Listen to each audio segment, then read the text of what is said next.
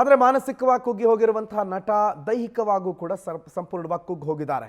ಊಟ ಸರಿಯಾಗಿ ತಿನ್ನೋಕ್ಕಾಗ್ತಾ ಇಲ್ಲ, ನಿದ್ದೆನೂ ಬರ್ತಾ ಇಲ್ಲ, ಜಿಮ್ ಇಲ್ಲ, ಡೈಲಿ ರೊಟೀನ್.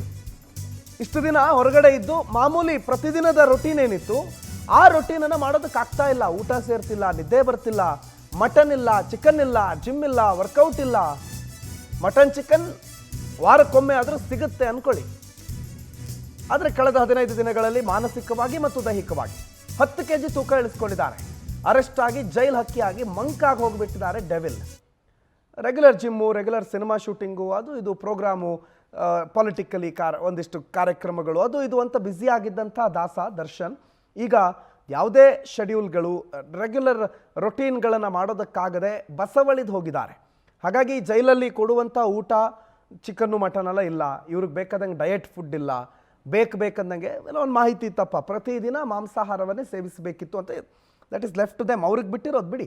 ಆದರೆ ಈಗ ಏಕಾಏಕಿ ಮಾಂಸಾಹಾರ ಇಲ್ಲ, ಊಟ ಪದ್ಧತಿ ಬದಲಾಗಿದೆ, ಮಾನಸಿಕ ನೆಮ್ಮದಿ ಕೊರತೆ ಆಗಿದೆ. ಹಾಗಾಗಿ 10 kg ಕಮ್ಮಿ ಆಗಿದೆ ನಟ ದರ್ಶನ್ ಅವರದ್ದು ಕಳೆದ 15 ದಿನಗಳಲ್ಲಿ.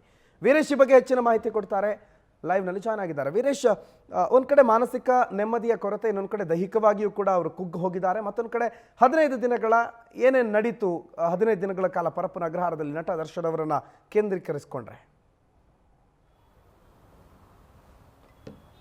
ಖಂಡಿತ ಪ್ರಣತ್, ಈಗಾಗಲೇ ರೇಣುಕಾಸ್ವಾಮಿಯ ಒಂದು ಕೊಲೆ ಕೇಸ್ನಲ್ಲಿ ಏನು ಬಂಧನವಾಗಿ ಮತ್ತು ನ್ಯಾಯಾಂಗ ಬಂಧನದಲ್ಲಿ ಅನುಭವಿಸುತ್ತಿರುವಂಥ ದರ್ಶನ್ ಮತ್ತು ಆತನ ಗ್ಯಾಂಗ್ ಏನು 14 ದಿನಗಳ ಮುಗಿಸಿ ಇವತ್ತು 15 ದಿನಕ್ಕೆ ಕಾಲಿಟ್ಟಿರುವಂಥದ್ದು. ಮತ್ತು ಈಗಾಗಲೇ ದರ್ಶನ್ ಅವರಿಗೆ ಸಂಬಂಧಪಟ್ಟಂತೆ ಮತ್ತು ಪೊಲೀಸ್ ಏನು ಈಗಾಗಲೇ ಒಂದು ಕಡೆ ತನಿಖೆ ನಡೆಸ್ತಾ ಇದೆ. ಯಾಕಂದರೆ ಈಗಾಗಲೇ ಸಾಕಷ್ಟು ಮಾಹಿತಿಯನ್ನು ಕಲೆ ಹಾಕಿರುವಂಥದ್ದು ಮತ್ತು ಸಾಕಷ್ಟು ಸಾಕ್ಷಿಗಳನ್ನು ಕೂಡ ಕಲೆ ಹಾಕಿರುವಂಥ ಪೊಲೀಸರು ಮತ್ತು ಏನು ಕೊಲೆಗೆ ಸಂಬಂಧಪಟ್ಟಂತೆ ಮತ್ತಷ್ಟು ಮಾಹಿತಿಯನ್ನು ಈಗಾಗಲೇ ಕಲೆ ಹಾಕಲಿಕ್ಕೆ ಏನು ವಿಜಯನಗರ ACP ಚಂದನ್ ಈಗಾಗಲೇ ನೇತೃತ್ವದಲ್ಲಿ ತಂಡ ಕೂಡ ವಿಚಾರಣೆ ಮಾಡ್ತಿರುವಂಥದ್ದು. ಮತ್ತು ಈಗಾಗಲೇ 14 ದಿನಗಳ ಮುಗಿಸಿ 15 ದಿನಕ್ಕೆ ಕಾಲಿಟ್ಟಿರುವಂಥ ದರ್ಶನ್ ಜೈಲಿನ ವಾಸದಲ್ಲಿ ಏನು ಈಗಾಗಲೇ ದರ್ಶನ್ ಯಥಾಸ್ಥಿತಿ ಇದ್ದಂಥ ಏನು ದಿನಚರಿ ಏನು ಬ್ಯುಸಿ ಶೆಡ್ಯೂಲಲ್ಲಿ ಇದ್ದಂಥ ನಟ ದರ್ಶನ್ ಈಗ ಎಲ್ಲೋ ಒಂದು ಕಡೆ ಪರಪ್ಪನ ಅಗ್ರಹಾರ ಒಂದು ಹಕ್ಕಿಯಾಗಿ ಏನೋ ಒಂದು ಅನುಭವಿಸ್ತಿರುವಂಥದ್ದು. ಯಾಕಂದರೆ ಈಗಾಗಲೇ ದರ್ಶನ್ ಪ್ರತಿದಿನದ ಶೂಟಿಂಗ್ ಅಂತ ಆಗಿರ್ಬೋದು, ಪ್ರತಿಯೊಂದಿಗೂ ನಾನ್ ವೆಜ್ ಆಗಿರ್ಬೋದು, ಪ್ರತಿಯೊಂದು ಅನುಭವಿಸ್ತಾ ಇದ್ದಂಥ ವ್ಯಕ್ತಿ ಈಗ 4 ಗೋಡೆ ಮಧ್ಯೆ ಒಂದು ವನವಾಸ ಅನುಭವಿಸ್ತಾ ಇರುವಂಥದ್ದು. ಏನು ದರ್ಶನ್ ಈಗಾಗಲೇ ಮಾನಸಿಕವಾಗಿ ಕುಗ್ಗಿ ಹೋಗಿದ್ದಾರೆ ಮತ್ತು ದೈಹಿಕವಾಗಿ ಕೂಡ ಎಲ್ಲೋ ಒಂದು ಕಡೆ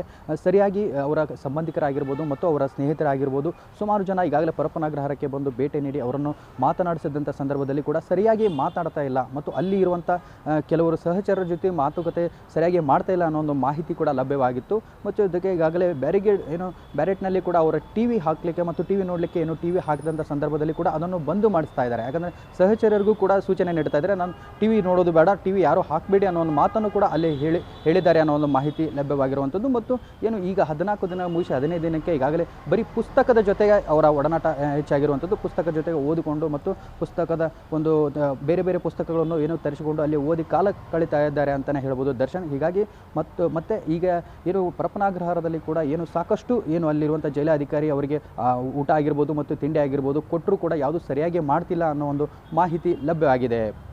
ಪ್ರಣತ್. ವೀರೇಶ್, ಸಾಮಾನ್ಯವಾಗಿ ಜೈಲಿನಲ್ಲಿ ಊಟ ಉಪಚಾರಗಳು ಚೆನ್ನಾಗೇ ಇರುತ್ತೆ ಅನ್ನೋದೊಂದು ಮಾಹಿತಿ. ಅವರಿಗೆ ಮುದ್ದೆ ಸಿಗುತ್ತೆ, ಮತ್ತೊಂದು ಮಗದೊಂದು ಊಟ ಉಪಚಾರ ಚೆನ್ನಾಗಿರುತ್ತೆ ಅಂತ. ಆದರೆ 10 kg ಇಳಿದು ಹೋಗಿದೆ ಕಳೆದ 15 ದಿನಗಳಲ್ಲಿ ಅಂತಂದರೆ ಸರಾಸರಿ ದಿನಕ್ಕೊಂದು 750 ಗ್ರಾಮ್ ಆದರೂ ಕಡಿಮೆ ಆಗಿದೆ. ಅಂದರೆ ಊಟ ಉಪಚಾರಗಳ ವಿಚಾರದಲ್ಲಿ ಜೈಲಿಂದ ಏನಾದರೂ ತೊಂದರೆನಾ, ಅಥವಾ ಆ ಊಟ ಉಪಚಾರಗಳನ್ನು ಸೇವಿಸೋದಕ್ಕೆ ದರ್ಶನ್ ಅವರಿಗೇನೆ ತೊಂದರೆನಾ? ಖಂಡಿತ ಪ್ರಣತ್, ಯಾಕಂದರೆ ಈಗಾಗಲೇ ದರ್ಶನ್ ಅವರು ಏನೋ ಪ್ರತಿದಿನವೂ ಒಂದು ಶೂಟಿಂಗ್ ಅಂತ ಹೋದರೆ 3-4 ದಿನಗಳ ಕಾಲ ಬರೀ ಹೊರಗಡೆ ಇರುವಂಥ ಸಂದರ್ಭದಲ್ಲಿ ಯಾಕಂದರೆ ಈಗಾಗಲೇ ದರ್ಶನ್ ಅವರು ನಾನ್ ವೆಜ್ ಪ್ರಿಯ ಅನ್ನೋದು ಎಲ್ಲರಿಗೂ ಗೊತ್ತಿರುವಂಥದ್ದು ಮತ್ತು ಏನೋ ಬೇರೆ ಬೇರೆ ಒಂದು ವ್ಯಸನಗಳು ಕೂಡ ಅವರಲ್ಲಿ ಇದ್ದಾವೆ ಅನ್ನೋ ಸದ್ಯಕ್ಕೆ ತಿಳಿದು ಬಂದಿರುವಂಥದ್ದು. ಅಂದರೆ ಈಗಾಗಲೇ ಜೈಲಿನಲ್ಲಿ ಕೂಡ ಅವರ ಫ್ರೀಯಾಗಿ ಯಾವುದೂ ಇಲ್ಲ, ಯಾಕಂದರೆ ಅವರು ಪ್ರತಿಯೊಂದು ಚಟುವಟಿಕೆ ಆಗಿರ್ಬೋದು ಅವುಗಳು ಅಲ್ಲಿ ಸರಿಯಾಗಿ ಸಿಗ್ತಾ ಇಲ್ಲ ಮತ್ತು ಏನು ಈ ಪ್ರಕರಣದಲ್ಲಿ ಏನು ಕುಗ್ಗಿ ಹೋಗಿದ್ದಾರೆ. ಯಾಕಂದರೆ ಈಗಾಗಲೇ ದರ್ಶನ್ಗೆ ಸಂಬಂಧಪಟ್ಟಂತೆ ಏನು ಜೈಲಿನ ಒಂದು ವಾಸ ಈ ಹಿಂದೆ ಕೂಡ ಏನು 13 ವರ್ಷಗಳ ಹಿಂದೆ ಕೂಡ ಅವರು ಜೈಲಲ್ಲಿ ಇದ್ದಂಥ ಸಂದರ್ಭದಲ್ಲಿ ಮತ್ತು ಈ ಕೊಲೆಯ ಪ್ರಕರಣದಲ್ಲಿ ಇದ್ದಂಥ ಸಂದರ್ಭದಲ್ಲಿ ಮಾನಸಿಕವಾಗಿ ಪೂರ್ತಿ ಕುಗ್ಗಿ ಹೋಗಿರುವಂಥದ್ದು. ಮತ್ತು ಈಗಾಗಲೇ ದರ್ಶನ್ ಏನೋ ಸುಮಾರು 10ರಿಂದ 15 kg ಇಳಿದಿದೆ ಅನ್ನೋ ಒಂದು ಮಾಹಿತಿ ಈಗಾಗಲೇ ಲಭ್ಯವಾಗಿರುವಂಥದ್ದು. ಪ್ರತಿದಿನವೂ ನಾನ್ ವೆಜ್ ಆಗಿರ್ಬೋದು ಮತ್ತು ಅವರು ಜಿಮ್ ಆಗಿರ್ಬೋದು, ವರ್ಕೌಟ್ ಆಗಿರ್ಬೋದು ಎಲ್ಲವನ್ನೂ ಮಾಡ್ತಿದ್ದಂಥ ದರ್ಶನ್ ಈಗ 15 ದಿನಗಳ ಕಾಲ ಯಾವುದೇ ವರ್ಕೌಟ್ ಇಲ್ಲ ಮತ್ತು ಸರಿಯಾಗಿ ಊಟ ಕೂಡ ಮಾಡ್ತಾ ಇಲ್ಲ ಅನ್ನೋ ಒಂದು ಮಾಹಿತಿ ತಿಳಿತಿದ್ದಂತೆ ಈಗಾಗಲೇ 10 kg ಇಳಿದಿದ್ದಾರೆ ಅನ್ನೋ ಒಂದು ಮಾಹಿತಿ ಲಭ್ಯವಾಗಿರುವಂಥದ್ದು. ಈಗಾಗಲೇ ದರ್ಶನ್ಗೆ ಸಂಬಂಧಪಟ್ಟಂತೆ ಅವರ ಸಹಚರರು ಕೂಡ ಯಾವುದೇ ರೀತಿಯಾಗಿ ಸರಿಯಾಗಿ ಪಕ್ಕದಲ್ಲಿದ್ದರೂ ಕೂಡ ಅವರಿಗೆ ಸರಿಯಾಗಿ ಮಾಹಿತಿ ಕೂಡ ನೀಡ್ತಾ ಇಲ್ಲ. ಇಲ್ಲ, ಯಾಕೆ ಮಾತಾಡ್ತಾ ಇಲ್ಲ ಅಂತ ಕೂಡ ಕೇಳಿದ್ರು ಕೂಡ ಅದಕ್ಕೆ ಸರಿಯಾಗಿ ಮಾತುಕತೆ ಕೂಡ ಮಾಡ್ತಾ ಇಲ್ಲ. ಅಲ್ಲಿದ್ದವ್ರಿಗೂ ಕೂಡ ಈಗಾಗಲೇ ಸೂಚನೆ ನೀಡ್ತಾ ಇದ್ದಾರೆ, ನನ್ನ ಯಾರೂ ಡಿಸ್ಟರ್ಬ್ ಮಾಡಬೇಡಿ ಮತ್ತು ಜೊತೆಗೆ ನಾನು ಟಿ ವಿ ನೋಡೋಕ್ಕೂ ಇಂಟ್ರೆಸ್ಟ್ ಇಲ್ಲ, ಯಾರೂ ಸಹ ಟಿ ವಿ ಹಾಕಬೇಡಿ ಅನ್ನೋ ಒಂದು ಮಾನಸಿಕ ಖಿನ್ನತೆಗೆ ಒಳಗಾಗಿ ಈಗಾಗಲೇ ಅವ್ರ ಸಹಚರರ ಜೊತೆ ಕೂಡ ಸರಿಯಾಗಿ ರೆಸ್ಪಾನ್ಸ್ ಮಾಡ್ತಾ ಇಲ್ಲ ಅನ್ನೋದು ಲಭ್ಯವಾಗಿದೆ ಮಾಹಿತಿ. ಓಕೆ, ಥ್ಯಾಂಕ್ ಯು ವೀರೇಶ್ ಮಾಹಿತಿಗೆ.